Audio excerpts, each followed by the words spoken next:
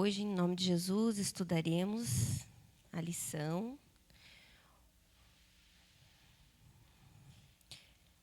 que está na página 73.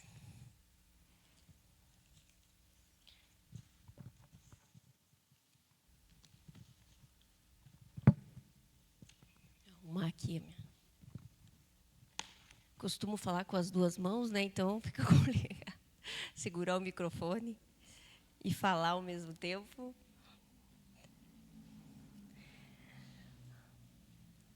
Então, irmãos, o assunto de hoje que nós trataremos é sobre a depressão, um grito silencioso de socorro. Foi escrito pelo pastor Claudir, né, que é um psicólogo, então ele tem bem mais conhecimento do assunto. E nós vamos seguir aqui o que ele escreveu. Como nós não somos, especialista na área, então é lógico que esse assunto está vindo para a igreja como uma forma de nos alertar como identificar isso em nós mesmos e no nosso próximo, no nosso irmão ao lado.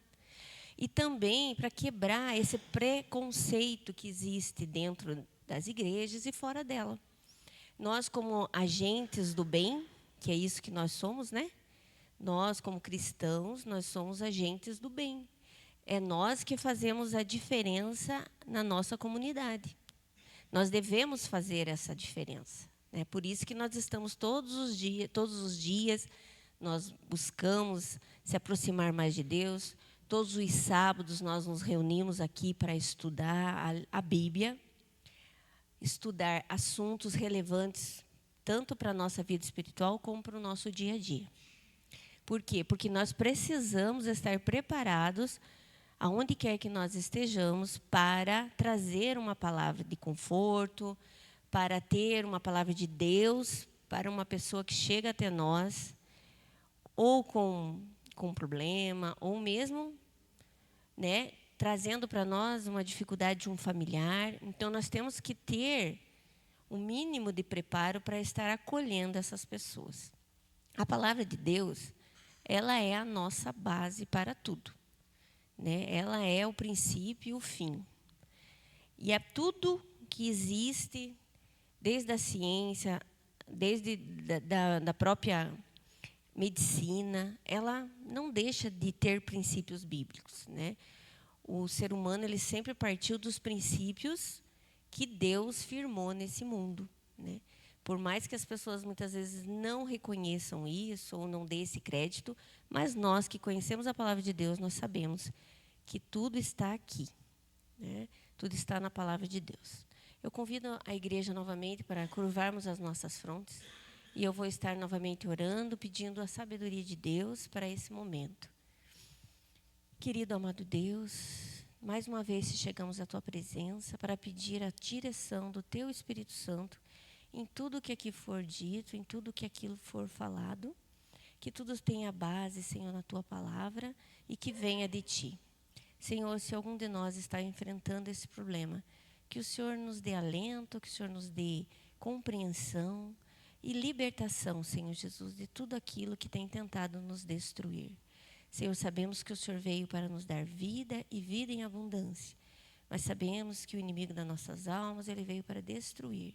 Por isso, nós repreendemos em nome de Jesus tudo aquilo que vem nos desanimar, tudo aquilo que vem tirar a nossa felicidade, o nosso, Senhor, desejo de viver e de Te louvar. Querido Deus, dai-nos sabedoria divina e tira de nós tudo aquilo que não Te agrada. Obrigada, Senhor, por cada irmão que hoje dedicou esse tempo de vir aqui na Tua casa para Te louvar e para Te bendizer. Os irmãos que nos assistem através, Senhor, da live, que o Senhor também esteja alcançando cada um e que a Tua misericórdia esteja sobre nós. Em nome de Jesus, amém. Irmãos, por se tratar de uma escola bíblica, todos temos direito, e dever de compartilhar aí as suas ideias. Fiquem à vontade. Por favor, me ajudem. E só levanta a mão lá, a gente vai se organizando e dando as oportunidades para ser falado. Então, o verso-chave, né? O estudo bíblico é Salmos 42, 1, 11. Os irmãos já podem achar. Daqui a pouquinho nós vamos estar lendo. E o verso-chave diz assim: por que você está abatido, ó minha alma? Por que se perturba dentro de mim? Espere em Deus, pois ainda o louvarei, a Ele meu auxílio e meu Deus. Então aqui já começamos a ver, né? O primeiro, a angústia da alma desse homem. Por que está abatida a minha alma?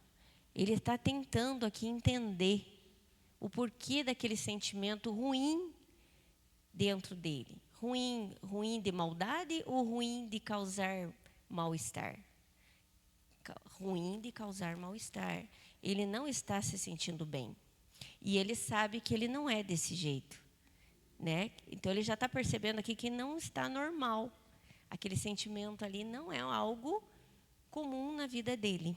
E está trazendo uma aflição para ele isso. Então ele está ali, espera em Deus. Então ele mesmo está trazendo à memória dele a confiança em Deus. Espera em Deus, pois ainda o louvarei, ele é o meu auxílio, Ele é meu Deus. Olha que interessante, né, irmãos? Qual é a diferença entre a pessoa que conhece a Deus e a pessoa que não conhece? A pessoa que conhece a Deus, diante de uma dificuldade, ela vai buscar a Deus. A pessoa que não tem esse alicerce, esse conhecimento, ela entra em desespero. Ela entra em desespero porque ela não sabe para onde correr, o que fazer. E não é de nós mesmos que vem essa paz. A Bíblia diz que a paz excede de Deus, né? É Deus que nos dá uma paz que excede todo o entendimento. Então, é nele que nós precisamos buscar quando essa paz faltar. Então, ele, por ser um homem de Deus, ali, um homem que conhece a Deus, ele está ali trazendo à memória dele algo que lhe traga a esperança. E o que traz esperança é Deus, né?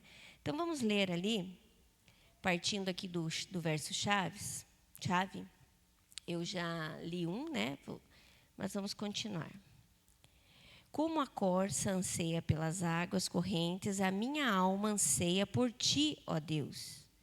A minha alma tem sede de Deus, do Deus vivo.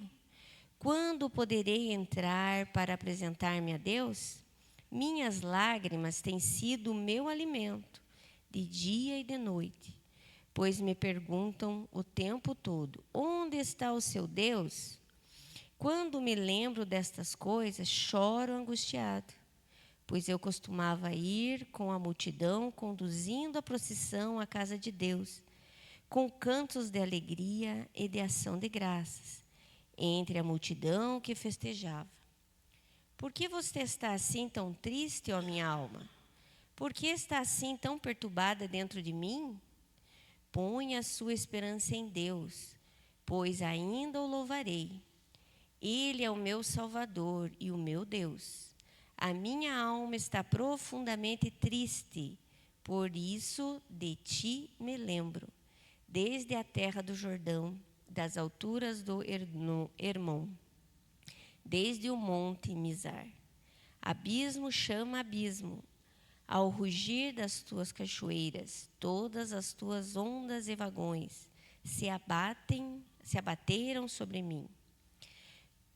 Concede-me, ó Senhor, o seu fiel amor de dia, de noite, esteja comigo a sua canção e a minha oração ao Deus que me dá vida.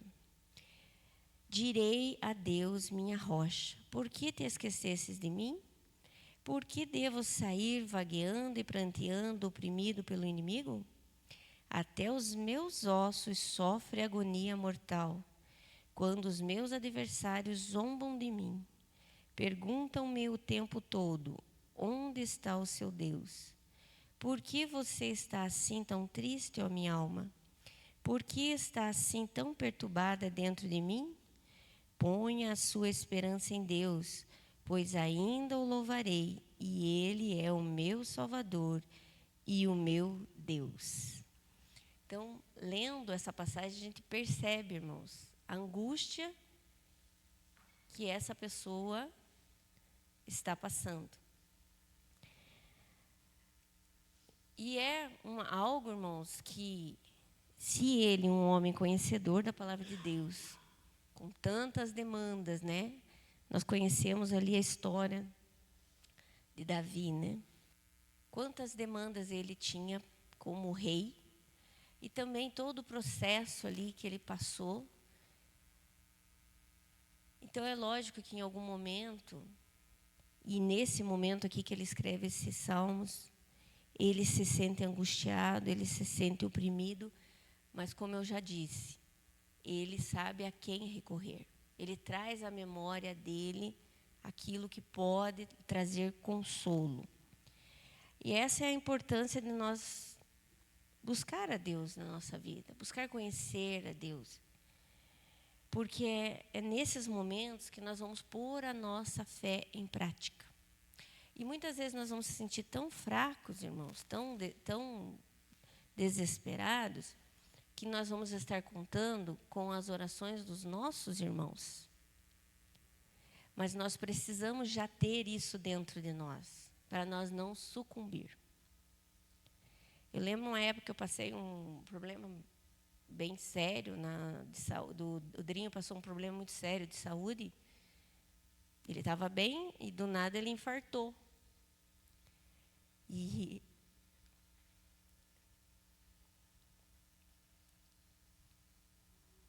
já faz tanto tempo isso, e ao mesmo tempo, quando eu conto, ainda eu sinto a mesma emoção do momento, que é um desespero, né? Por que vem um desespero? Porque uma pessoa que está bem, de repente está infartada numa UTI, onde o médico diz, né? Estamos fazendo tudo que é possível. Uma pessoa jovem ainda, ele tinha 45 anos. Mas você sabe o que é um infarto, né? Uma pessoa que ela corre, ela tem um mínimo de chance. É Deus mesmo. Tanto é que os próprios médicos disseram que foi um milagre. Porque quanto mais novo você mais é fatal. Geralmente o infarto em pessoas novas é fulminante. E o médico mesmo diz, olha, que ficou uma frestinha para o sangue passar. Porque o corpo dele desenvolveu um coágulo que se soltou e foi parar no coração. Se fosse para o cérebro é um derrame, um AVC. Se vai para o pulmão é uma embolimia pulmonar e no coração é um infarto. E foi o que aconteceu com ele. E na hora ali que nós estávamos correndo ali, que ele se passou mal, eu sentia no meu coração assim, corra, né? Eu vejo como Deus cuida, né, de tudo, né? Porque geralmente a gente está em casa, começa a se sentir mal e a gente sempre acha que não é nada, né? Mas Deus colocou no meu coração que eu tinha que levar ele para o hospital. Não foi que outras vezes que a gente vai lá, pega um melhoral, pega alguma coisa para tomar, não. E eu cheguei no hospital com ele, correndo, e tinha o médico e o enfermeiro, e os dois estavam ali. Eu falei, ele está com muita dor no peito, no braço. Aí o enfermeiro saiu correndo com ele. O médico, né, ficou ali, daí que o médico foi. E aí já colocaram ele lá para fazer todos os exames. Era uma dor muito intensa, ele disse que era muito intensa. E ele, naquele momento, ele orava e pedia para Deus que deixasse, que permitisse que ele visse os filhos dele crescer. Tanto a Andressa como o Anderson ainda era pequeno. Mas ele diz que, naquele momento que ele pedia para Deus, era que Deus desse a chance dele ver os filhos dele crescer. E ali Deus foi amenizando aquela situação, usando aquele enfermeiro, aquele médico, que fizeram os pré-atendimento. E passou aquela dor. E os médicos achavam que não precisava mandar para Curitiba. Só que eu sentia que eu precisava. Eu dizia, doutor, mas isso não foi uma coisa simples. Nós precisamos ir. E de tanto que eu insisti, eles mandaram. Tanto que mandaram só eu e o motorista e ele. Porque eles não viam gravidade. Eles não achavam que ele tinha infartado. Quando nós chegamos era para ir para Campina. Chegamos em Campina, Eu fui tranquila porque eu pensei, chegando na Campina, ele tinha o plano de saúde do Correios, eu pensei, chegam lá, eu já entro pelo correio, acho que é mais rápido e tal. Porque a gente sempre acha que a gente tem a solução, né? O ser humano é assim, a gente sempre acha que a gente tem a solução na mão. Chegando lá, conversei, eles não tinham mais o plano de saúde. Mas tudo bem, eu pensava, não, já estamos aqui dentro do hospital, estamos atendidos. E fiquei com ele ali no corredor e eu clamando, clamando. Eu só conseguia dizer, Senhor, tenha misericórdia de mim. E tenha misericórdia do Drinho, Senhor. Vai à frente. Eu só conseguia orar assim. E nisso eu liguei para casa e avisei a mãe. E a mãe já avisei o pastor. Na época era o irmão... Como que é o nome dele, mãe? Que morou ali na nona. Não o Jonas, o irmão Glaucio, acho que era ele, né? Eu liguei e eu sei que a igreja se reuniu e orava. A igreja orou várias vezes. Durante o culto, a igreja parava o culto e orava. E vocês orando, e eu lá só tinha as palavras, tenha misericórdia, Senhor. E passou um tempo, eu sei que parece que não tem, irmãos, a ver com a lição, mas tem, porque, né, é a parte emocional. E assim, se você não tem essa Deus ali, eu não sei o que seria, né? Para você aguentar essa situação. E aí, ficamos ali. Olha, eu acho que passou uma meia hora, e nada de ninguém vir olhar ele ali. Aí eu liguei para o Edson e falei, Edson, por favor, venha. Venha aqui, daí vamos com ele para outro lugar. Porque aqui não estão atendendo. Imagina, deu tempo do Edson sair daqui, ir lá, e ele não tinha sido atendido. Daí ele foi levado lá para dentro. E eu fiquei mais tranquila, porque ele tinha ido lá dentro e tinha ligado para o Edson. E quando o Edson chegou, eu lembro que eu levantei a cabeça, o Drinha estava na minha frente, me avisando que ninguém tinha atendido ele lá dentro. Eu falei, fica aqui. Daí fui eu lá dentro e pedi para a moça os papéis, que eu tinha levado ele com aqueles... dizendo o que tinha acontecido. Peguei ele, a moça nem queria liberar, não. Eu falei, não, mas ele tem um plano de saúde, eu vou levar ele em tal lugar. Cheguei lá no Vita, eles fizeram um exame, um eletro, não mostrou nada, estava bem. Aí eu falei, doutor, mas ele saiu de Bocaiúva e o médico falou que ele tem que fazer um exame de... hoje eu sei que é enzima, mas na época eu falei de zima. Que eu escutei o médico falando, fiquei com aquilo na minha cabeça. Aí o médico falou, enzima? Eu falei, sim, ele falou que tem que fazer esse exame de enzima. E o médico só tinha comentado com o outro lá. Mas eu ouvi. Então, tá bom. Então, mandaram ele lá para a parte de cardio, né? Resumindo, irmãos, ele estava infartado. Ele estava com coágulo no coração. Se eu voltasse com ele para casa, se esse fosse o plano de Deus, ele tinha morrido já 15 anos atrás. Mas como Deus me deu aquela luz, sabe? E Deus foi encaminhando tudo. Então, hoje eu estou aqui testemunhando que ele está bem, graças a Deus. E quando o médico chegou, essa parte que eu quero... Quando o médico chegou e falou para mim assim, chegou e alguém entregou um papel na mão dele, nisso eu fui até ele e falei, doutor, e daí, meu esposo? Ele falou assim, é ele, né? Porque é muita gente, né? Pegou e abriu o exame na minha frente, ele, meu Deus, ele infartou. Porque até em princípio era uma suspeita. E daí ele lá já falou isso e saiu, né? Correndo, e me deixou eu ali. Pensa o desespero. Nisso entra uma pessoa.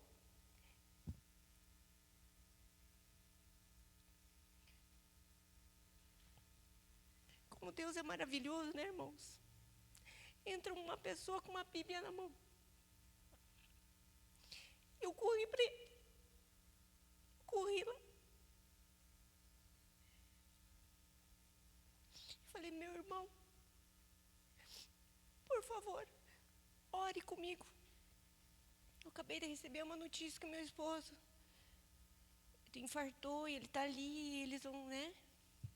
Daí aquele homem que eu nunca tinha visto na minha vida pegou na minha mão e oramos junto.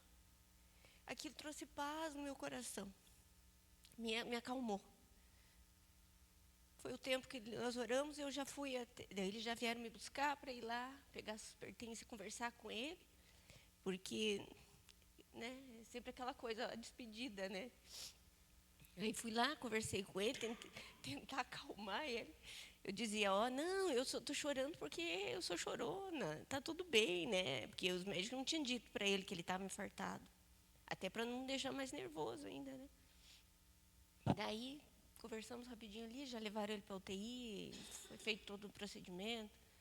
E eu fiquei ali naquele hospital. E eu só conseguia pedir a misericórdia de Deus. Eu não tinha palavras para orar. Eu não conseguia orar. Eu só dizia, Senhor, tem misericórdia, Senhor, tem misericórdia. Senhor. Essas eram minhas palavras. Daí eu ficava ali quietinha, eu me acalmava. Quando eu pedia misericórdia de Deus, eu me acalmava. Do nada começava aquele desespero de novo. É como se começasse lá na pontinha do meu pé, fosse subindo. Eu tenho essa sensação, assim. Quando ela ia chegando, assim, que aquela desespero, eu começava, Senhor, tem misericórdia, Senhor, tem misericórdia. Eu confio em Ti, Senhor, eu confio em Ti. Eu sei que o Senhor vai fazer a obra, eu sei que o Senhor não vai permitir que ele pereça. Aí aquilo parecia que ia subindo, eu ia clamando e aquilo saía. Eu me acalmava.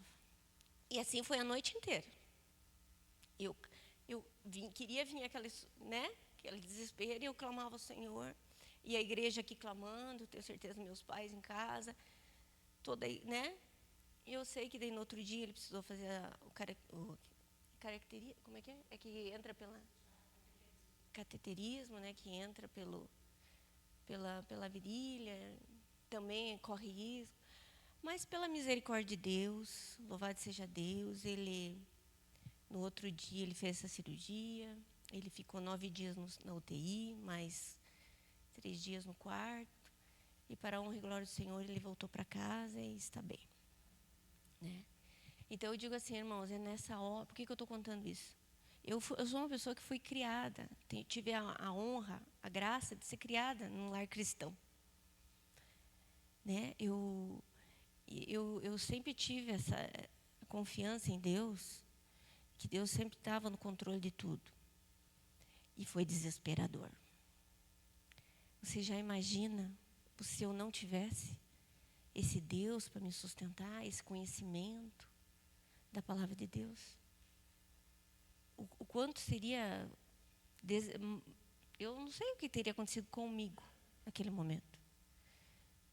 E Deus ali preparar tudo que Ele preparou, aquele homem que entrou, que eu não sei nem o nome, que Deus colocou na hora ali para orar comigo. Todas as coisas que foram acontecendo no decorrer, que a gente via a mão de Deus. Então, assim, Deus, Ele está sempre disposto a nos proteger. Tem momentos que vai ser difícil na tua vida. A perca de alguém é terrível. E é difícil de você superar a morte de um ente querido.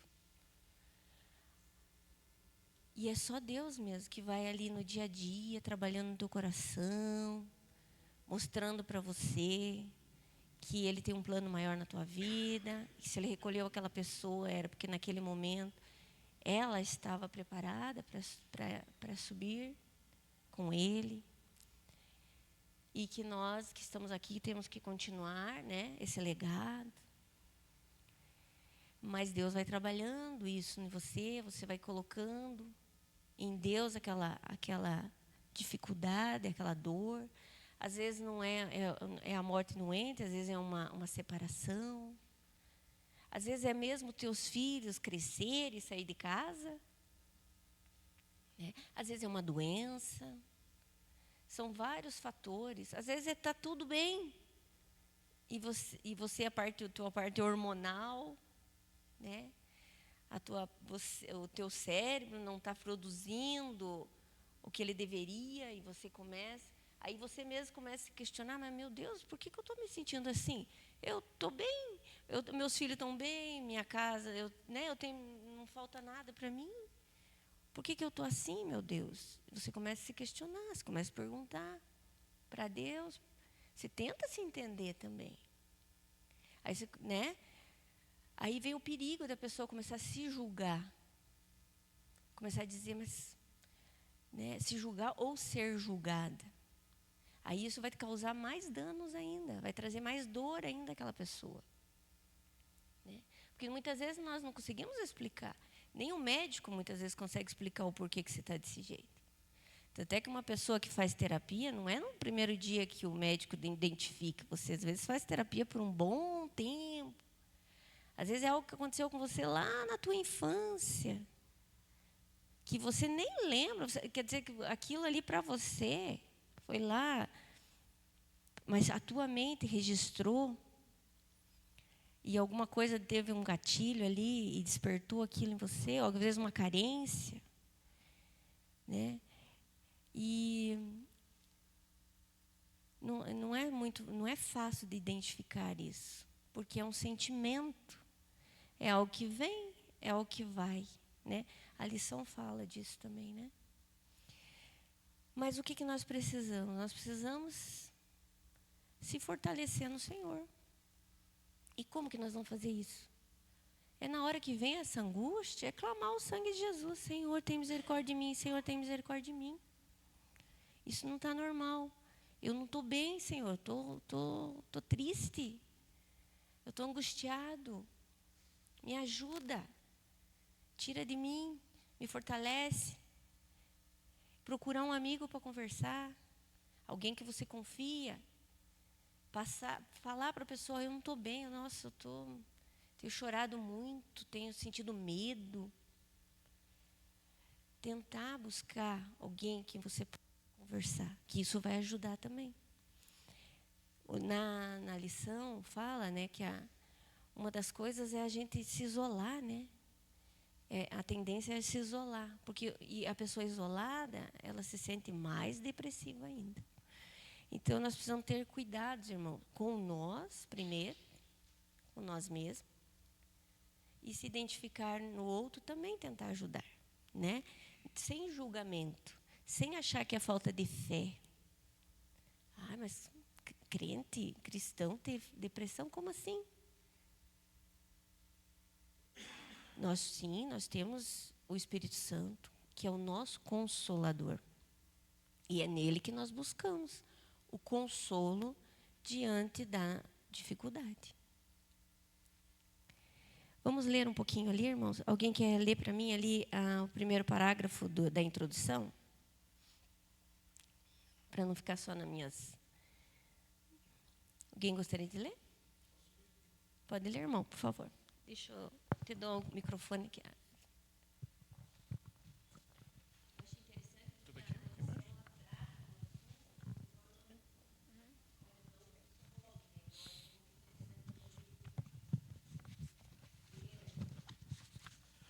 A depressão é uma realidade humana da qual a Bíblia já tratava, ainda que as outras palavras, embora hoje possamos descrevê-la como termos médicos, seus ecos emocionais já eram sentidos por servos de Deus há milênios. O Salmo 42 é uma das expressões mais profundas desse sofrimento. Por que está abatida a minha alma? E por que te perturbas dentro de mim? Em Salmos 42, 5. O salmista reconhece a sua dor. Não a esconde nem a mascara com espiritualidade superficial.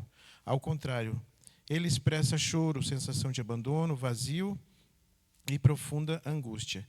Isso nos lembra até mais os piedosos podem experimentar períodos de tristeza intensa, sem que isso seja sinônimo de falta de fé.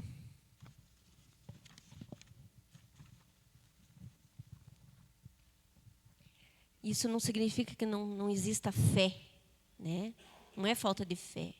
Nós somos humanos, né? Nós somos pessoas cheias de sentimentos, né? Deus nos criou de forma tão perfeita.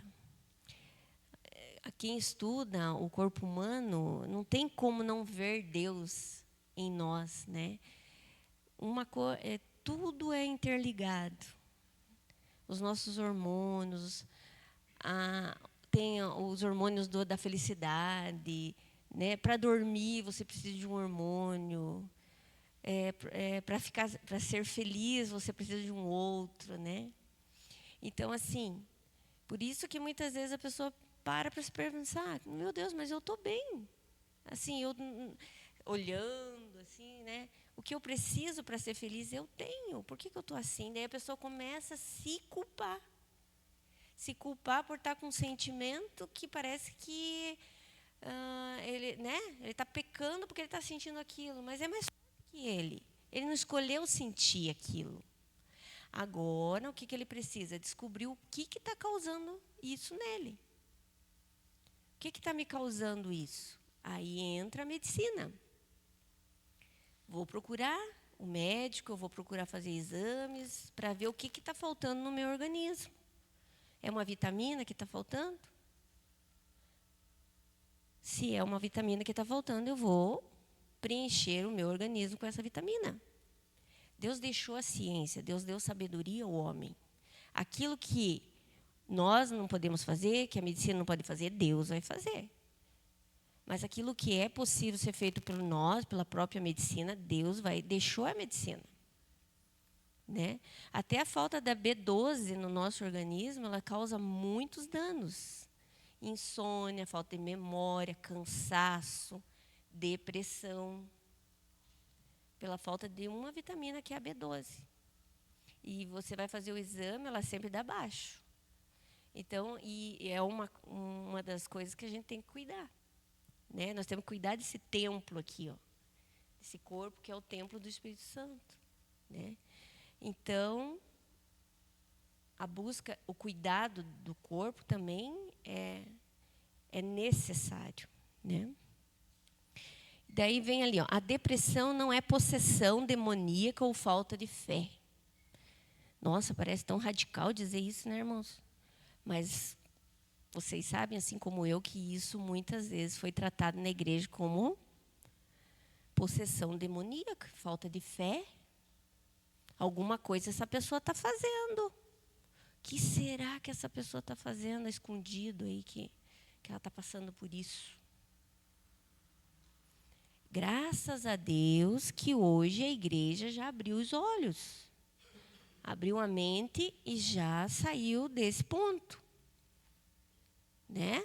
E consegue entender que isso não é possessão demoníaca nem falta de fé. E sim é uma doença. E que precisa ser tratado como qualquer outra doença. Então, que bom que hoje nós estamos estudando sobre isso. Eu tenho 54 anos e eu nunca lembro da igreja ter estudado esse tema. Alguém me corrija se eu estiver errado. Nós estudamos muito assuntos muito relevantes, né? Mas, assim, essa lição, tratando de assuntos como nós vemos tratando aí, ela pelo menos eu não lembro de nós termos como igreja tratado desse assunto. E é muito relevante, irmãos. Por quê? Porque ainda existe esse conceito ainda de falta de fé. O que está acontecendo com essa pessoa?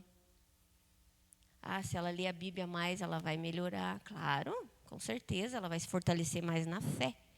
Mas se ela tiver com problema de vitamina B12, ela vai ter que tomar a vitamina B12 e ler a Bíblia junto. São duas coisas separadas, mas tem que ser feito. Né? Durante muitos anos, no ambiente das igrejas, a depressão era vista quase exclusivamente como resultado direto do pecado, falta de fé ou até mesmo como um tipo de possessão demoníaca.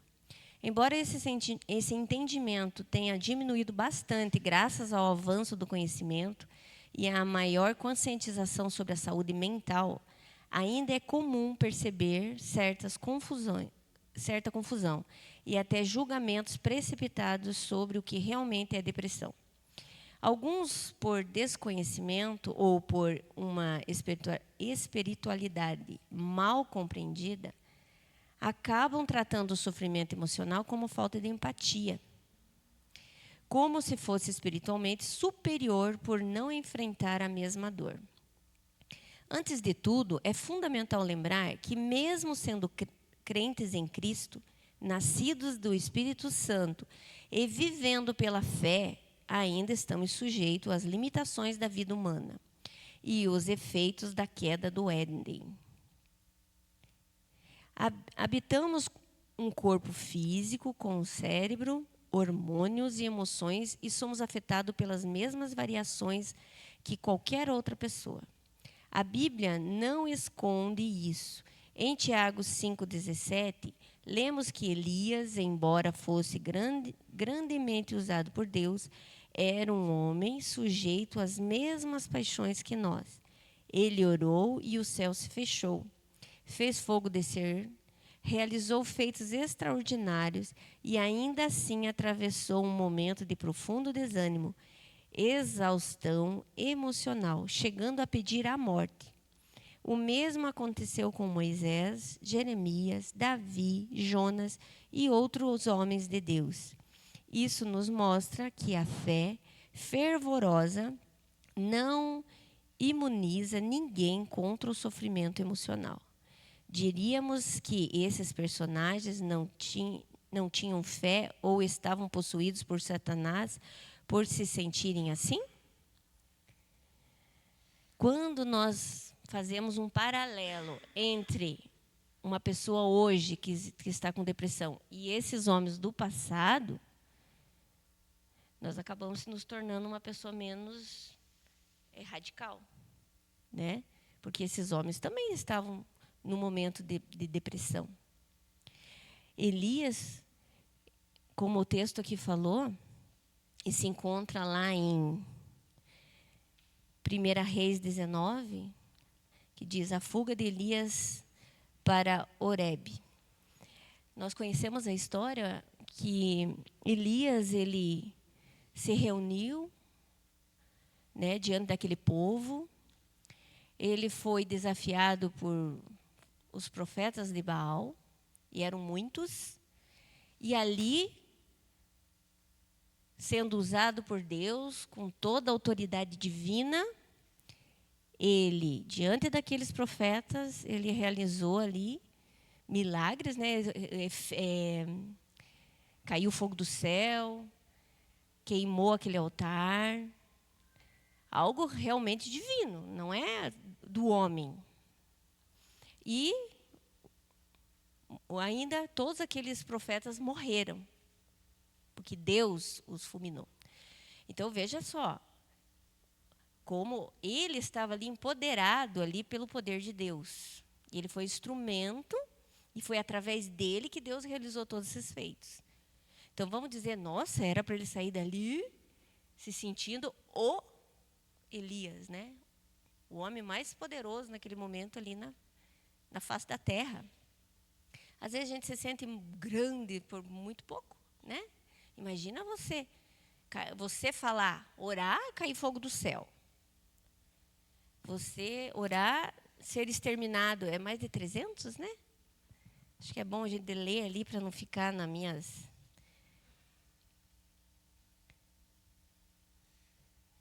Então, o fogo do Senhor caiu e queimou completamente. Depois os irmãos podem ler ali, que é o capítulo 18, ali conta bem certinho esse fato. Então, o fogo do céu caiu e queimou completamente o holocausto, a lenha, as pedras e o chão. E também secou totalmente a água na valeta. Quando o povo viu isso, todos caíram prostrados e gritaram: o Senhor é Deus, o Senhor é Deus. Então Elias ordenou-lhes: prendam os profetas de Baal, não deixe nenhum escapar. Eles os prenderam, e Elias os fez descer ao riacho de Quizon e lá os matou.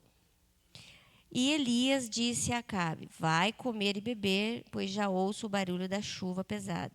Então Acabe foi comer e beber, mas Elias subiu até o alto do Carmelo, dobrou-se até o chão e pôs o rosto entre os joelhos. Vá e olhe na direção do mar, disse ao seu servo, e ele lhe olhou. Não há nada lá, disse Elias 7 vezes. Elias mandou: volta a ver. Na 7ª vez, o servo disse: uma nuvem tão pequena quanto a mão de um homem está se levantando do mar. Então Elias disse: vai, diz a Acabe, prepara o seu carro e desce, antes que a chuva o impeça. Enquanto isso, nuvens escuras apareceram no céu, começou a ventar e a chover forte. E Acabe partiu de carro para Jezreel. O poder do Senhor veio sobre Elias e ele, prendendo a capa com o cinto, correu à frente de Acabe para todo o caminho até Jezreel. Ora, daqui vem a parte em que ele recebe a notícia lá que ele vai estar sendo perseguido. Ora, Acabe conta a Jezabel. Acabe conta a Jezabel tudo que Elias tinha feito e como havia matado todos os profetas a espadas. Por isso, Jezabel mandou uma mensagem a Elias para lhe dizer que os deuses me castiguem com todo rigor, se amanhã, nessa hora, eu não fizer com a sua vida o que você fez com eles. Elias teve medo e fugiu para salvar a sua vida. Então, aquele mesmo homem que estava forte, que estava confiante, que foi usado poderosamente pela mão do Senhor, que não teve medo de 300 profetas, que não teve medo de orar e dizer: Senhor, manda fogo aqui, consome esse altar, porque foi um desafio. Os profetas de Baal deveriam construir um altar e orar para que o fogo descesse, e Elias fez o mesmo. Só que Elias, além de fazer o altar, ele mandou jogar água ainda em cima, né? Porque lenha molhada não pega fogo. Mas ele mandou molhar, porque ele sabia que o poder não ia emanar dele, e sim de Deus. Então, olha como esse homem está confiante. Ele está muito confiante. Só que ele recebe uma notícia, depois de tudo isso, ele recebeu a notícia que a rainha mandou, disse: eu vou matar você. Eu juro por tudo, meus deuses aqui, que eu vou te matar. E nesse momento, isso despertou ali um gatilho ali dentro de Elias, que ele teve medo. Nossa, mas como que Elias teve medo? Ele teve medo porque ele é humano. Alguma coisa ali despertou nele esse medo. E não é por falta de fé, não é por falta de confiança em Deus, porque ele tinha acabado de orar com muita confiança a Deus e descido o fogo do céu e queimado aquele altar. E também ele tinha, a Bíblia fala aqui que ele eliminou 300 homens. Gente, uma pessoa, é até difícil para nós entender isso, né? Matar 300 pessoas. Uma pessoa já para nós, né? Pensar em matar uma pessoa, são 300. Esse homem tinha que estar muito firmado ali naquela ordem de Deus para executar isso. E ele não fez isso por ele, pode ter certeza. Deus deu a capacidade para ele fazer isso, porque era uma ordem divina. Se Deus mandou executar, Deus é um Deus de justiça. E foi Deus que julgou e mandou executar. Não foi ele que julgou por si mesmo, né? Porque senão daí seria assassinato. Então, meus irmãos, aquele mesmo homem forte, corajoso, temente a Deus, quando ele recebeu a notícia que aquela mulher ia mandar matar ele ficou com medo e ele fugiu. E veja que Deus trabalhou, teve todo um processo. Deus deixou ele fugir. Deus deixou ele ir para essa caverna. Deus podia aparecer na frente dele e dizer: Elias, eu repreendo aí essa depressão tua aí nesse momento, você vai estar livre agora disso. Mas Deus deixou ele caminhar junto com o servo dele. Deus deixou ele chegar numa altura lá, deixar o servo e seguir sozinho. Se isolou na caverna. Mas Deus não abandonou ele. Primeira coisa que Deus fez quando Deus apareceu para ele lá naquela caverna, conversou, falou com ele. Primeira coisa que Deus fez foi tratar a fome dele, a sede dele. Depois que Deus tratou a fome, a sede, nós conhecemos, Deus mandou o corvo lá levar a carne. Ele estava do lado do rio. E ele precisou exercitar a fé dele para ele comer aquela carne. Ele precisou sentir o amor de Deus por ele, com a provisão daquela carne. Você viu como Deus vai tratando a gente? Deus tem os seus meios de tratar o ser humano. Hoje, a forma como Deus vai tratar pode ser através do remédio, pode ser através da terapia, pode ser através de uma pessoa que Deus vai colocar na tua vida que vai te ouvir e que você vai se sentir acolhido por essa pessoa. Porque você já percebeu que muitas vezes a gente não se sente acolhido?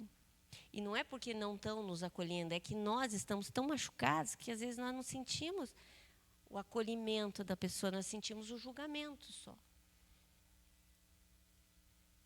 Mas Elias ali, Deus foi tratando ele, da forma como Deus, por conhecer nós inteiramente, muitas vezes nem nós mesmos nos conhecemos, mas Deus nos conhece. Totalmente. Deus foi tratando Elias. Ele precisou ficar um tempo sozinho, Deus permitiu que ele ficasse. Ele precisou se isolar numa caverna. Você já imaginou, irmãos? Você numa caverna?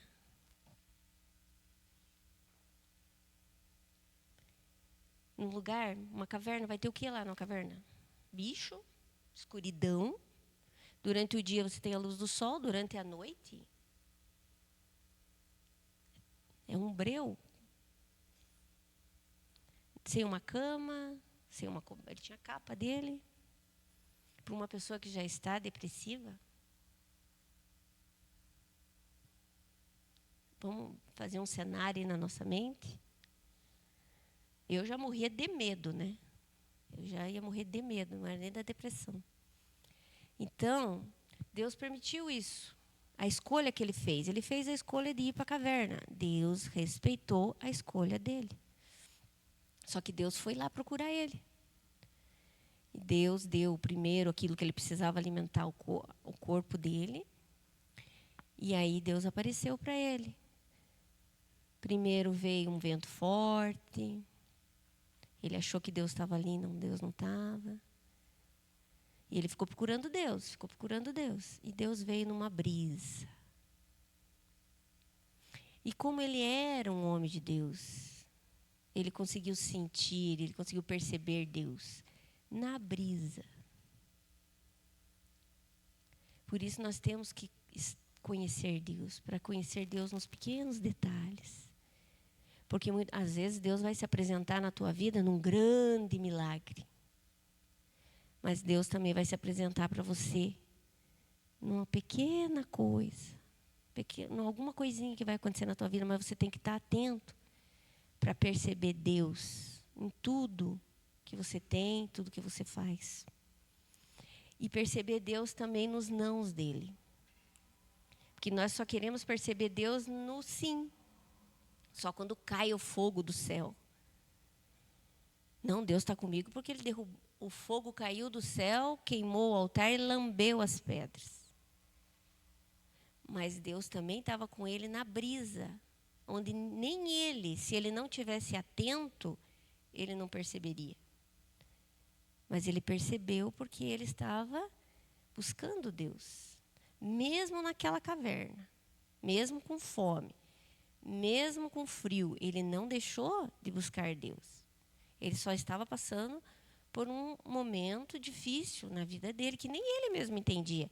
Eu acredito que ele mesmo pensava assim, mas por que eu estou me sentindo assim? Por quê? Por que eu já fui um homem tão forte, tão corajoso? Por que eu estou aqui? E tanto é que ele pede até para morrer, né? Ele acha assim, eu já fiz tudo o que eu tinha que fazer, agora chega, me leva, Senhor. Se os meus pais, né? O Senhor já recolheu, me recolhe também. Então, irmãos, nós precisamos ter isso muito claro na nossa mente para nós não sermos o juiz da causa de ninguém. Que Deus tem os seus meios, Deus tem o seu porquê. Pode ver, quando nós está tudo bem na nossa vida, tudo bem. Não que nós deixe de ser um cristão, não que nós deixe de ser, né, uma pessoa que crê em Deus, mas a gente relaxa. A gente acorda, ora, de noite ora também, vai comer ora. Mas quando a gente está passando por alguma dificuldade, seja ela pequena, seja ela grande, ou que a gente tem uma causa, né? Pode ver que a gente intensifica nossas orações. A gente busca mais a Deus. Então, é nisso que o Senhor trabalha. Porque a Bíblia diz que Deus não quer que ninguém se perca, mas que todos tenham a vida eterna. Muitas vezes a gente olha para o ímpio. O ímpio seria aquele que realmente não quer nada com as coisas de Deus. Ele acha que ele é autossuficiente. Eu me basto. Eu tenho muito dinheiro, eu tenho o meu carro, eu tenho minha casa maravilhosa, eu tenho tudo que eu quero, eu mando, eu desmando. Não preciso de ninguém. Aí que está o perigo do ser humano. Não é o problema de você ter a riqueza. O problema é você pôr a tua confiança naquela riqueza. Achar que você só depende daquilo, você não depende de mais nada. Mas muitas vezes você olha para uma pessoa assim e você pensa assim, mas, poxa vida, olha, como é que ela vai precisar de Deus mesmo? Ela tem tudo, né? Mas esse que é o perigo. Porque quem sabe, se ela precisasse, se ela entendesse que ela precisa de Deus, ela reconhecesse que ela não é autossuficiente e que tudo isso que nós temos aqui, por melhor que seja, e não é proibido ter, não vai nos sustentar na hora da morte, não vai definir se você vai para o céu. Porque a única forma de você ir para o céu é aceitando Jesus como teu único suficiente Salvador e vivendo uma vida de conformidade com a vontade de Deus. E a vontade de Deus está aqui, na Bíblia. Essa é a nossa regra de fé.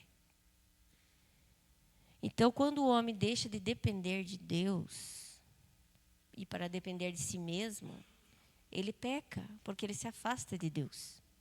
O se afastar de Deus que é o problema. Não é o ficar doente. É se afastar de Deus. Então, mesmo diante da dificuldade, se apegue com Deus. Porque Ele tem a solução para o teu problema. Ele vai trazer para você, no momento certo, a solução para o teu problema. Seja lá no hospital, seja no remédio, seja na libertação, seja no conforto que você vai receber. Então, Elias ali, ele percebeu Deus naquele pequeno vento. E veja que Elias, a partir do momento que ele ali teve aquela conversa com Deus, ele retomou ali as suas forças e ele voltou a ser o Elias que Deus criou ele para ser.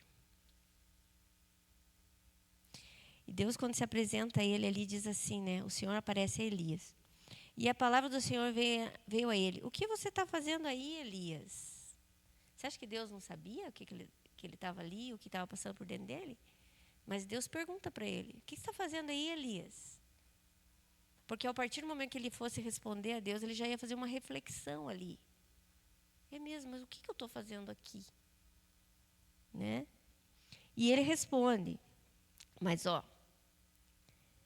veja bem, ele está com o ego dele doído ali. Tenho sido muito zeloso pelo Senhor, o Deus dos exércitos. Os israelitas rejeitaram a tua aliança. Quebraram os teus altares, mataram os teus profetas à espada. Sou o único que sobrou e agora também estão procurando me matar. Então, ali, Elias, ele está machucado ali. O ego dele está machucado. Porque, como ser humano, quando aquela mulher disse, eu vou te matar, Pode ser, sim, que no coração dele passou assim, mas como que Deus está permitindo que essa Jezabel, essa infiel, ouse dizer para mim que vai me matar? Como que quando essa mulher falou isso, ela não foi fulminada? Por que Deus não mandou um raio e ela não caiu dura lá? Porque ela ousou falar contra um profeta de Deus. Eu fui usado por Deus agora, há um dia atrás aí, fiz isso e aquilo, né? E aquilo causou uma dor no coração dele, por ele estar passando por aquilo. E isso trouxe a depressão para ele, naquele momento. Trouxe medo, ele já não se sentiu seguro, ele já pensou, opa, eu não estou tão bem protegido assim por Deus, não. E isso baixou a confiança dele. E às vezes, diante de uma doença, irmãos, às vezes não é só a depressão. Diante de um laudo, diante de uma doença, seja ela qual for, pode vir esse sentimento também. Às vezes até diante de uma perca. Quando um ente querido teu morre, você pensa, peraí, mas essa pessoa morreu? E daí a gente se põe no direito. Eu falo isso por mim mesmo, irmãos. Quando meu pai faleceu,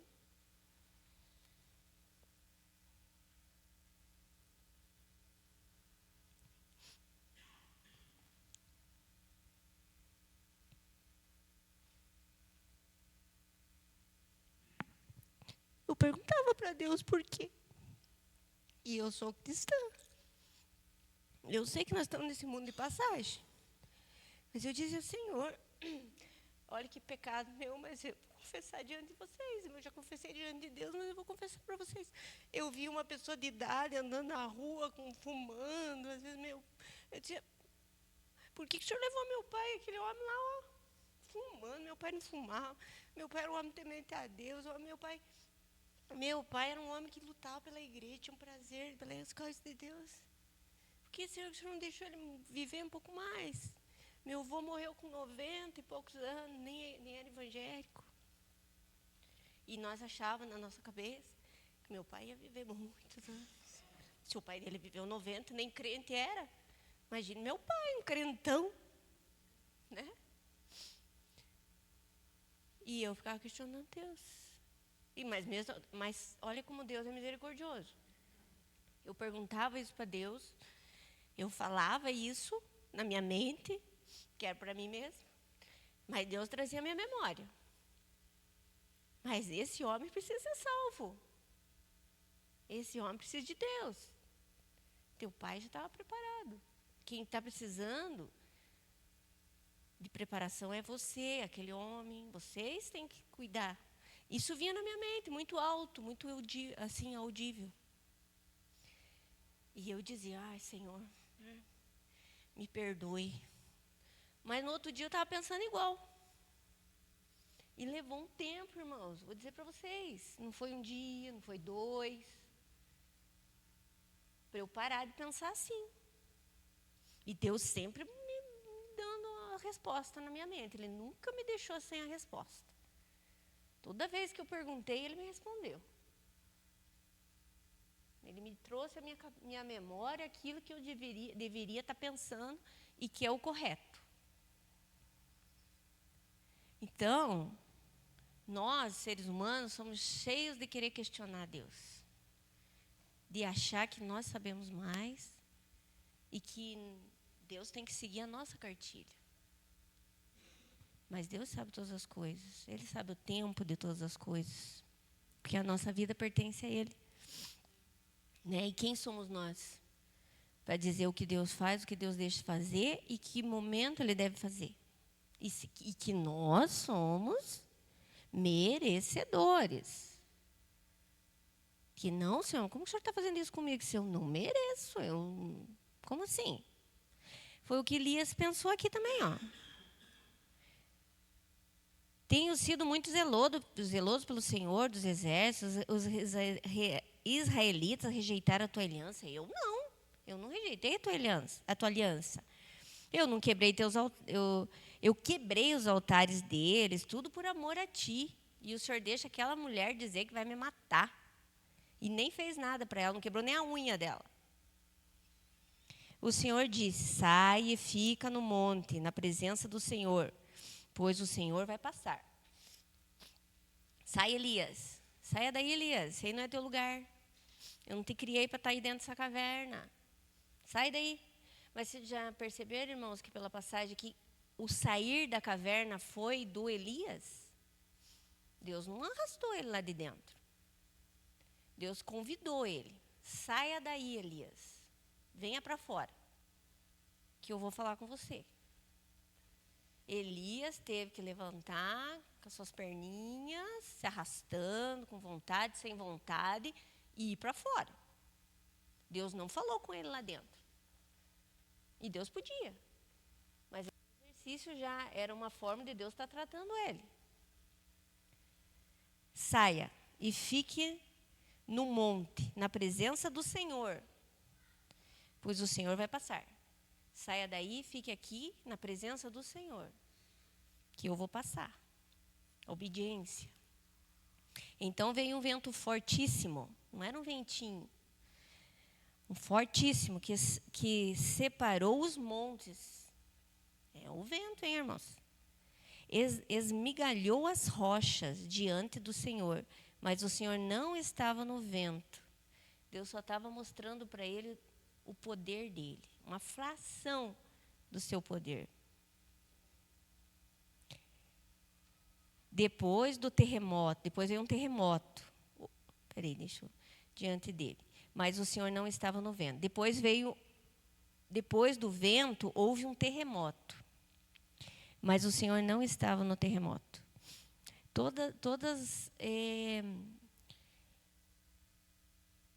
Me fugiu a palavra agora. Não seriam coisas, tem um outro nome. Efeitos, vamos dizer, da natureza que causam pânicos, né? Acho que foi noite passada que teve uma ventania, né? Teve muito vento e nem esmancou, abriu uma montanha. Mas a gente já fica ali pedindo para Deus: Senhor, tem misericórdia, né? Porque a gente sabe que o poder do vento, né? Então Deus usou o poder da natureza ali para se manifestar diante de Elias, para que ele estava com medo de Jezabel. Eu acredito que Deus falou assim: você está com medo de Jezabel? Então eu vou te mostrar para você o que é medo. Daí Deus manda um vento que destrói uma montanha. Aí Deus manda um terremoto. Graças a Deus, nós nunca passamos pela experiência de um terremoto. Ninguém aqui nunca teve num lugar onde teve terremoto. Mas deve ser terrível. Pelos noticiários que a gente assiste, você sentir a terra tremer embaixo dos teus pés, deve ser muito, muito, muito desesperador, né? Você pega o elevador, às vezes, só porque ele dá aquela chacoalhadinha assim, você já... Agora, imagina a terra. Então, primeiro Deus mandou um vendaval que abriu uma rocha, então não foi pouco esse vento. Deus mandou um terremoto, que é outro fenômeno, lembrei agora, fenômeno da natureza que causa terror. Daí, Deus vem, né? Depois do terremoto. Daí, depois do terremoto, houve um fogo, mas o Senhor não estava nele. E depois do fogo, houve o murmúrio de uma brisa suave. Murmúrio. Aquele coisinha bem baixinho, bem fraquinho. Então, Deus usando ali a sua forma didática, né, de ensinar. Está com medo, Elias, de uma notícia da Jezabel? Olha o que é o motivo para você ter medo, meu filho. Olha aí, ó. Manda o vento, manda o terremoto, manda fogo. E daí ele chega suavemente e conversa com ele. Quando Elias ouviu, depois do fogo, uma brisa suave. Quando Elias ouviu, puxou a capa e cobriu o rosto. Isso mostra que Elias conhecia o Deus que ele servia. Ele tinha conhecimento da santidade de Deus. Ele cobre seu rosto. Também aqui ele começa a entender que ele não é essa última bolachinha do pacote, que ele era o super santo, que era só ele que tinha, né? Como ele disse aqui, ó, tenho sido muito zeloso. Então aqui ele já puxa a capa no rosto e ele entende, opa, eu não sou esse super crente que eu imaginava que eu era, Deus é santo. Sai, porque Deus manda ele sair, então ele obedece e fica à entrada da caverna. E uma voz lhe pergunta: o que você está fazendo aí, Elias? Aqui, Elias. E ele responde, de novo ali, né? Tenho sido muito zeloso pelo Senhor, apesar dele reconhecer a santidade de Deus, porque ele se cobre. Tenho sido zeloso pelo Senhor, o Deus do exército. Os israelitas rejeitaram a tua aliança, quebraram os teus altares, mataram os teus profetas à espada. Sou o único que sobrou e agora também estão procurando matar-me. O Senhor lhe disse: volte pelo caminho por onde veio e vá para o deserto de Damasco. Chegando lá, unja Azael como rei da Síria. Unja também Jeú, filho de Ninzi, como rei de Israel, e unja Eliseu, filho de Zafate, e de Abel Meolá, para suceder a você como profeta. Jeú matará todos aqueles que escapar da espada de Azael, e Eliseu matará todos aqueles que escapar da espada de Jeú. No entanto, fiz sobrar 7.000 em Israel, todos aqueles cujos joelhos não se inclinaram diante de Baal, e todos aqueles cujas bocas não o beijaram. Então, Elias, ali, ele estava se sentindo tão sozinho, né? Sobrou só eu, meu Deus, no mundo. Mas Deus mostra para ele ali, não, tem 7.000 que também não se curvaram. Volta pelo caminho que você volta. Deus manda ele voltar. Deus também podia, pelo seu poder, como fez em outros momentos que a Bíblia relata, transportar ele dali para lá. Mas não, no processo de cura dele, ele precisou voltar. Fazer o mesmo percurso. E isso mostra que demorou. Porque você voltar a pé, então não foi de um dia para outro. Então, muitas vezes, aquela obra da cura que Deus vai fazer na tua vida, pode sim ser instantânea, mas pode também ter um processo. Ele pode ser demoradinho, porque Deus vai tratar de outras coisas durante esse caminhar. Durante essa cura, Deus vai estar tratando outros problemas, outras causas dessa doença. Por isso, nós não podemos desanimar e desconfiar ou achar que Deus não está trabalhando. Irmãos, alguém quer falar alguma coisa? Dar um testemunho, contar, concordar ou discordar?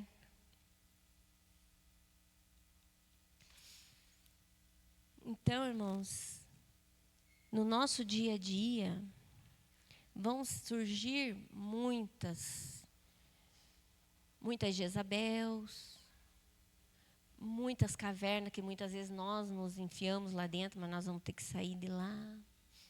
Muitos caminhos que nós vamos ter que retornar. E hoje, como nós vivemos num mundo globalizado, antigamente nós conhecíamos apenas a realidade do nosso lugar, e mesmo no nosso lugar a gente não conhecia o que acontecia. Nós conhecia assim, o vizinho vinha e contava, sabia que aconteceu tal coisa? Isso já tinha feito uma semana já. Aí você fala, não sabia ou não sabia. Hoje não, hoje se caía uma bomba lá no Iraque, no mesmo tempo todo mundo está sabendo. Né?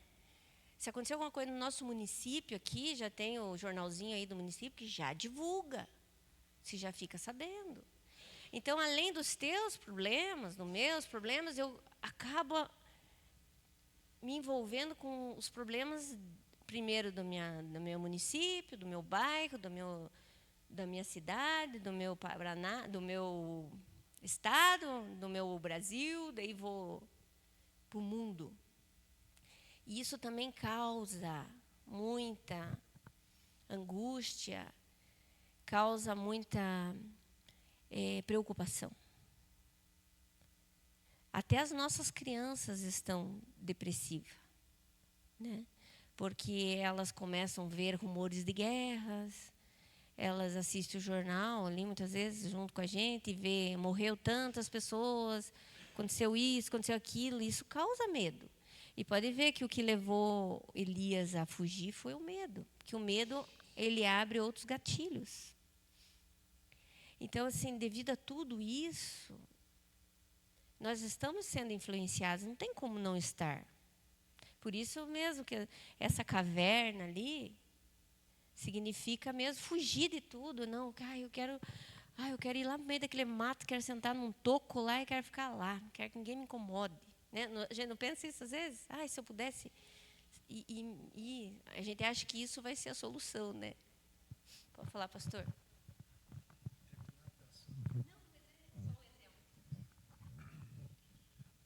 Irmãos, é interessante a gente perceber aqui que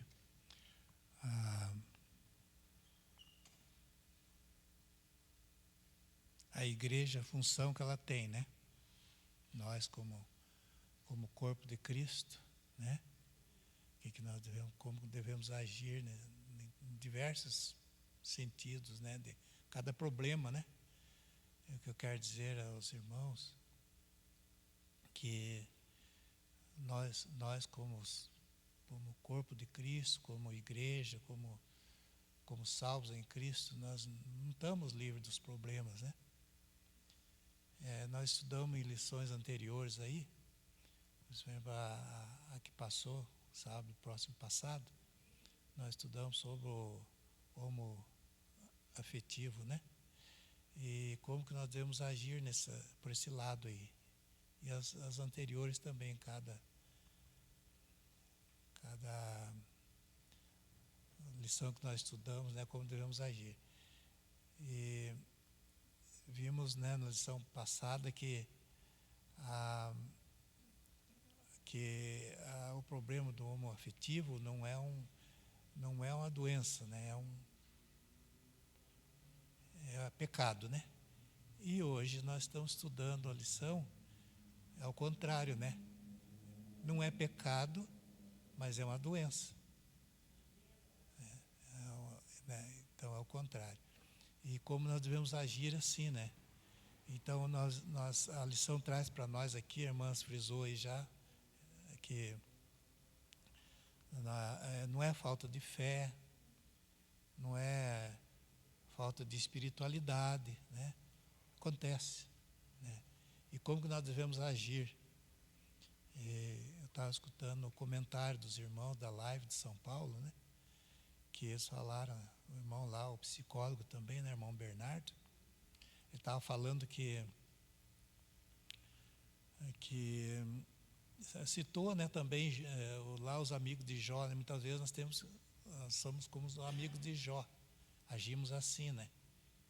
E os amigos de Jó era melhor que eles ficassem calados do que eles falaram, pelo que eles falaram, né?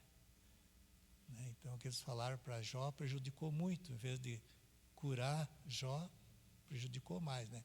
E muitas vezes nós também não compreendemos o problema do nosso irmão, que está ao nosso lado, né? Nós queremos ajudar e estorvamos às vezes. Então nós temos que agir com espiritualidade também, como igreja, né? Como irmão, né? Orando, que a irmã falou, né? Intercedendo, pedindo a Deus e também encaminhando, né? Ajudando ele para um médico, né? Que tem Deus especializou pessoas para isso aí, né? Tudo é Deus, né? A igreja e os médicos também, né? Então é isso aí que eu queria dizer, né? Nós devemos saber agir.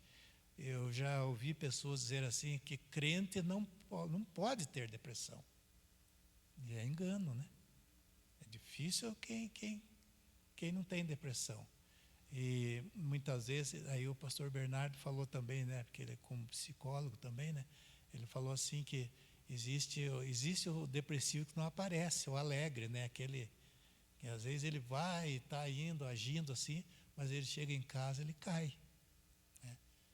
E tem aquele que cai assim, em todo lugar, não sai, ele fica isolado, né? E tem outro que é o contrário. Então, nós temos que saber agir nesse sentido, assim, que Deus nos ajude, né?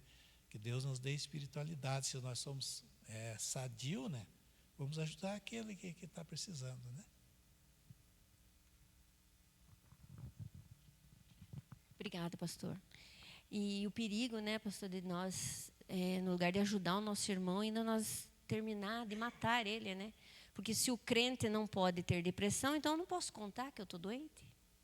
E se eu não posso contar para minha família cristã, porque às vezes na minha casa eu já não, as pessoas já não estão entendendo. Aí eu chego na igreja, a igreja também não entende, eu me sinto sozinha no mundo. E a depressão pode levar até ao suicídio, né? E quem que quer destruir o homem? Quem quer destruir a nossa alma? É Deus ou é o inimigo das nossas almas? Né? Então, por isso que se está se estudando isso hoje. Para que nós entendamos que, se o meu irmão está com depressão, eu tenho que ajudá-lo e não julgá-lo. Porque crente tem depressão, sim. E não é por falta de fé e nem porque ele está possuído por Satanás, mas porque ele está doente. E nós, como igreja, temos que ajudá-lo em oração e também apoiando. E se ele não tem condições financeiras de ir no médico, nós, como igreja, devemos ajudá-lo com recursos financeiros também, porque lembra que eu falei para vocês que Deus, quando tratou Elias, ele primeiro matou a fome dele? Então, às vezes, a necessidade daquele meu irmão não é a carne, o pão. Às vezes, é a necessidade de nós nos reunirmos aqui, juntarmos um dinheiro para que ele faça um tratamento. Né? Porque, às vezes, essa é a nossa função como igreja. Às vezes ele vai ter o dinheiro, mas ele não tem o apoio. A função da igreja é o apoio. Às vezes ele tem o dinheiro, ele tem o apoio, mas ele está se sentindo sozinho, né? Que também entra junto com o apoio, mas a dor da pessoa, cada um tem a sua dor. Às vezes, como não é a minha dor, eu não compreendo. Então eu peço ajuda para o Espírito Santo, para ele me iluminar, para eu saber qual palavras dizer. E às vezes, como o pastor já pregou aqui, às vezes não é o falar, às vezes é só ouvir. Às vezes a pessoa não quer que você fale nada. Ela só quer que você a ouça e acolha ela. Às vezes é isso só que ela precisa, mais nada. Ela não precisa mais nada, não precisa do dinheiro, ela não precisa do... Ela precisa só ser ouvida. Então, bem rapidinho aqui, que nós já estamos... O que é depressão? Nós já falamos bastante, mas no termo técnico. A depressão é um transtorno mental associado a sentimentos de incapacidade, irritabilidade, pessimismo, isolamento social, perda do prazer, déficit cognitivo, não consegue aprender, memória e raciocínio ficam prejudicados, baixa autoestima, que é tudo o que nós vemos que o Elias estava sentindo ali. Tristeza, que interfere na vida diária. E olha, irmãos, uma das coisas é a pessoa começa a estar tão triste, tão desanimada, que uma das coisas que ela não tem vontade é vir na igreja. Porque ela está tão desanimada, está tão sem força, que ela não consegue vir. Cadê? Perdi aqui. Tristeza que interfere na vida diária. E não só na igreja, ela não quer ir em lugar nenhum. Ela quer ficar mais quietinha em casa, mais quietinha no canto dela, porque ela se sente mais confortável, parece que a dói menos. Ela afeta, as capacidades de trabalhar, dormir, estudar, comer, socializar-se, entre outros. Esse transtorno é caracterizado por sentimentos negativos e que persistem pelo menos duas semanas. Então, é um sentimento ali que por 2 semanas ela... É igual gripe. Sabe a gripe que você pega, você leva... Quantos dias, irmã? É 5 dias, né, o sintoma? É uma gripe, sabe que você toma o remédio, enquanto o antibiótico ali não fizer o efeito de 5 dias, você está sentindo os sintomas. Tá vendo? Então, ela persiste ali por 2 semanas, que a pessoa se sente para baixo, sem força. Porém, esses... cadê onde eu estou aqui? Precisar dormir. Ai, meu Deus, eu me perdi aqui, peraí. Tá. Porém, a gravidade, frequência e duração variam de acordo com cada pessoa e suas condições psíquicas. Também não é uma coisa, né? Depende de pessoa para pessoa. Na América Latina, o Brasil é o país com maior frequência de depressão, além de ser o segundo país com maior prevalência das Américas, segundo a ONU. Em todo o mundo, estima-se que mais de 300 milhões de pessoas de todas as idades sofrem com esse transtorno. A depressão é a principal causa de incapacidade de todo o mundo e contribui de forma importante para a carga global de doenças. Mulheres são as mais afetadas que os homens. No pior dos casos, a depressão pode levar ao suicídio. Esse que é o perigo, né, irmãos? Grande perigo. Então, ali os sintomas é humor depressivo, retardo motor, insônia ou sonolência, apetite, né, perde o apetite ou às vezes aumenta, redução do interesse sexual, dores e sintomas físicos, difusos. E o tratamento. Eu achei muito interessante aqui para nós finalizar sobre essa parte que eles falam aqui, que quando a gente vai no médico,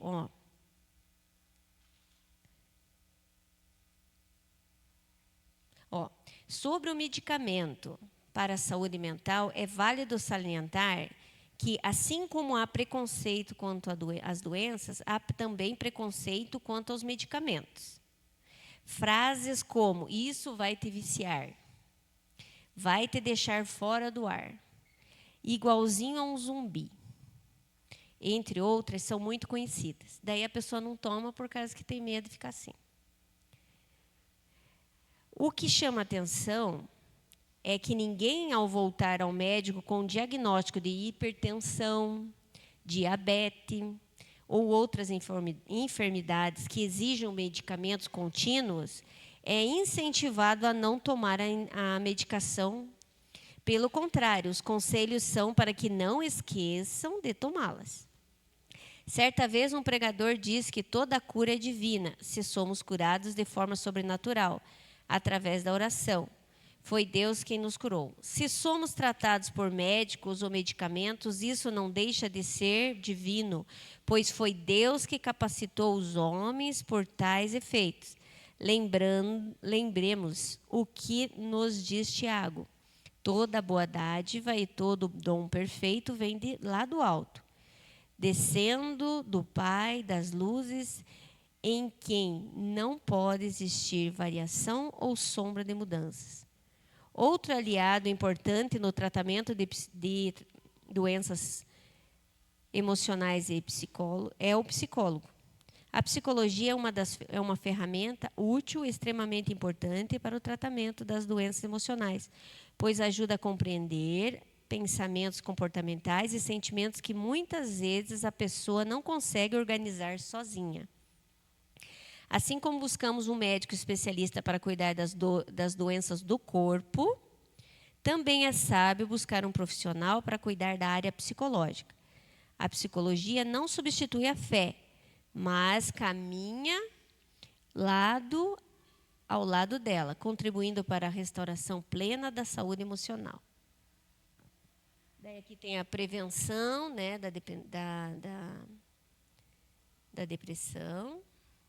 Assim como outras doenças podem ser prevenidas com medicamentos simples, com medidas simples, como uma dieta equilibrada, práticas de atividades físicas regular, evitando o consumo de bebidas alcoólicas, não usar drogas ilícitas, diminuir a dose diária de café, rotina de sono regular, combater o estresse, com atividades prazerosas, não interromper o tratamento sem orientação médica. Como bem foi lembrado pelo pastor Francisco, lembrando que a depressão é uma doença e não um pecado. Daí ali também tem a parte como que a igreja pode ajudar, né? Lembrando ali da parábola do bom samaritano, que quando foi encontrado caído ali, aquele homem foi encontrado machucado no caminho, muitos passaram do lado e disseram, não é meu problema. Já um homem, né, de Deus, viu e falou, não, o problema é meu sim e eu vou ajudar. E fez o que era possível fazer. Porque a nós, seres humanos, fazemos o que é possível. Deus faz o impossível.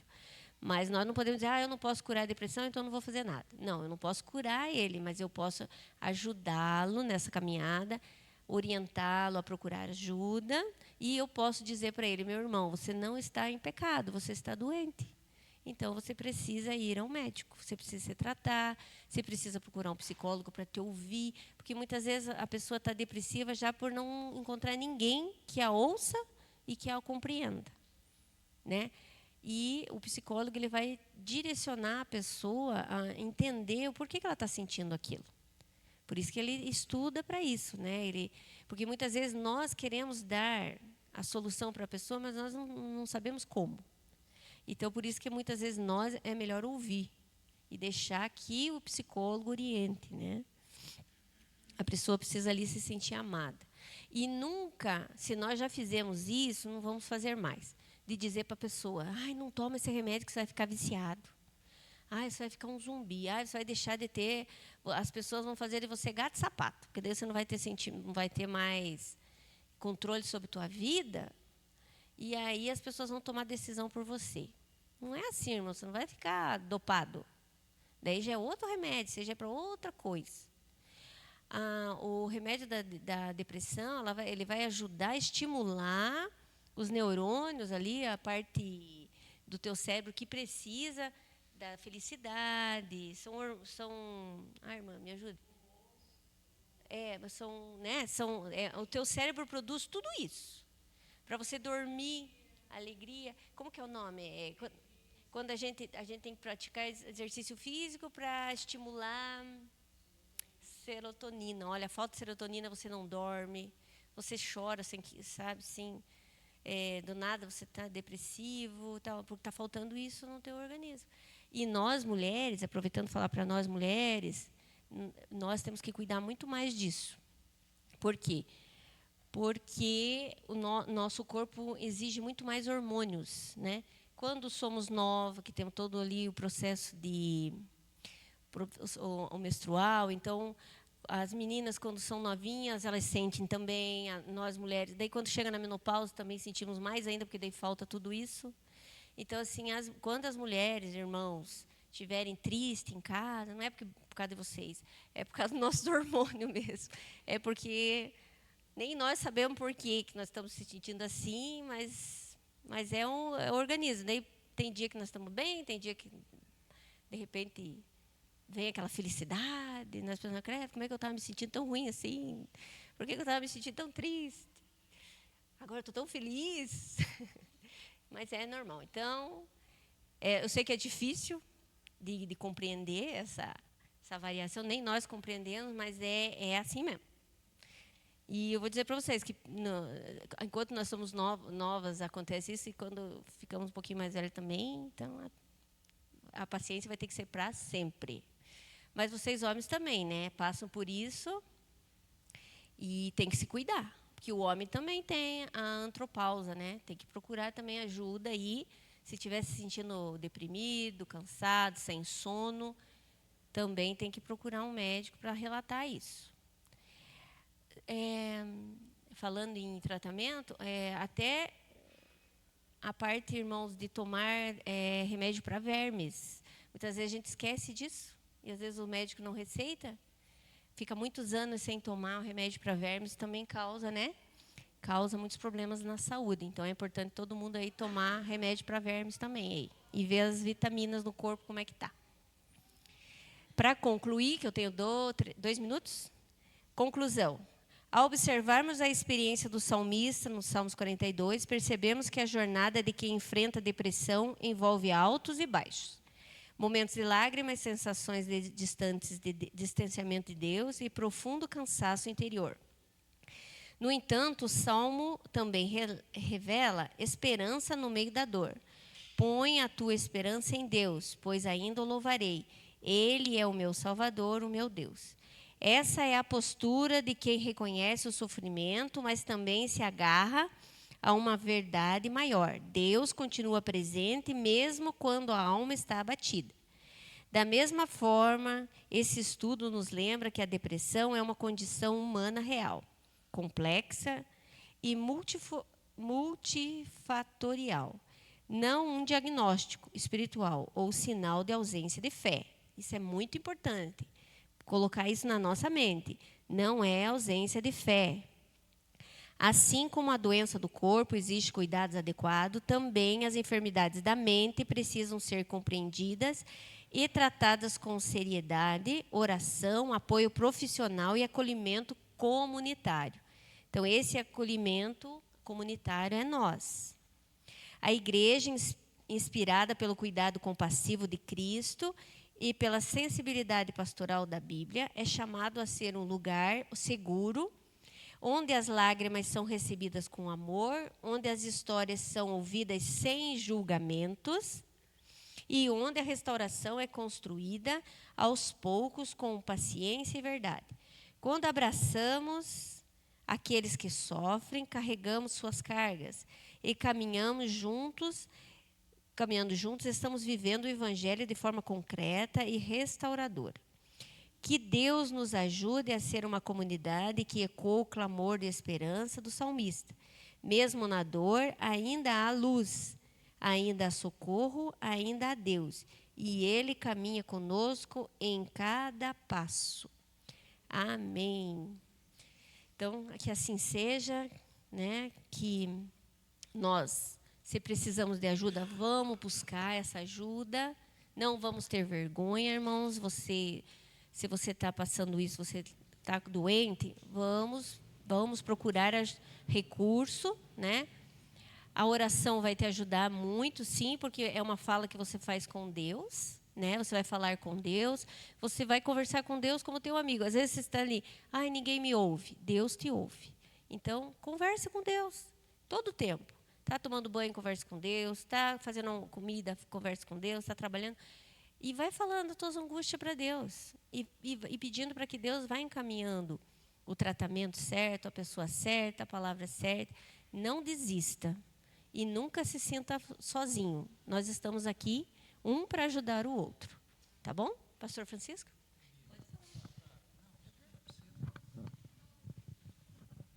Só para lembrar, a irmã Cristiane deu um desfecho muito bom aí.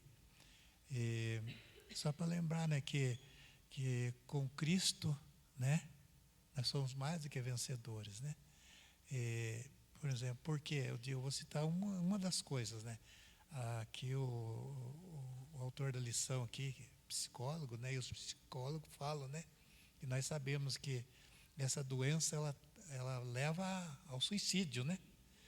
Mas aquele que está com Cristo, está no caminho de Deus, ele não chega a isso. Né? Por causa que ele sabe, né? Que não... Exatamente. Então, com Cristo tem muito caminho andado, né? Se tiver que acontecer uma outra coisa, mas não, nunca isso, né? E coisas piores também, né? E nós como, mais uma vez, como ajudadores, né? Nós temos que incentivar as pessoas assim, né? Obrigado. Por mais difícil que seja a nossa situação que nós estamos passando, nós não podemos trocar a nossa salvação por isso. Porque nós sabemos que Deus não nos deu o direito de tirar a nossa vida. A dor é grande, né? A gente sabe que ninguém faz isso normal, mas sempre pôr em primeiro lugar a salvação. E clamar, e pedir socorro, né? Nunca se isolar. A pessoa que chegar ao ponto de estar pensando nisso, clame o sangue de Jesus em primeiro lugar, repreenda em nome de Jesus, porque isso, sim, já não é um pensamento vindo de Deus. Mas sempre colocar a vida, a presença de Deus, né, a nossa salvação em primeiro lugar. Porque se é triste viver aqui, sofrendo 50, 60, ou quem chegar a 90, 100 anos, a eternidade, eu costumo dizer que é para sempre, é um sofrimento eterno. Isso aqui tudo é passageiro, mas a nossa salvação em Cristo Jesus é eterna. Então, em nome de Jesus, irmãos, se alguém, um parente nosso, nós mesmos, se chegar a esse ponto de estar tendo esses pensamentos, procure ajuda, não se isole, não fique sozinho e que Deus tenha misericórdia, né? Nunca chegar a um ponto desse da pessoa jogar fora a salvação, a vida eterna que Cristo nos deu. Então, muito obrigada, irmãos, por todos que aqui estão. Vamos orar pelos nossos irmãos que estão no encontro de casais, né? O pastor Claudir, a irmã Ive e os demais que aqui não estão. Irmã Elô? Desculpa, ali passei 4 minutinhos. Confesso que eu estava preocupada. Eu falei, meu Deus, até às 11 eu não sei o que eu vou falar, mas você viu, faltou tempo, que bom. Amém. Obrigada, irmã Cris, pela palavra. Uma mensagem tão importante, né, para as igrejas, para as famílias. Então, agora, nesse momento, eu vou pedir que os irmãos se coloquem em pé. Vamos fazer uma oração. Eu vou pedir para a irmã Jo fazer uma oração para nós, agradecendo por esse momento da escola bíblica.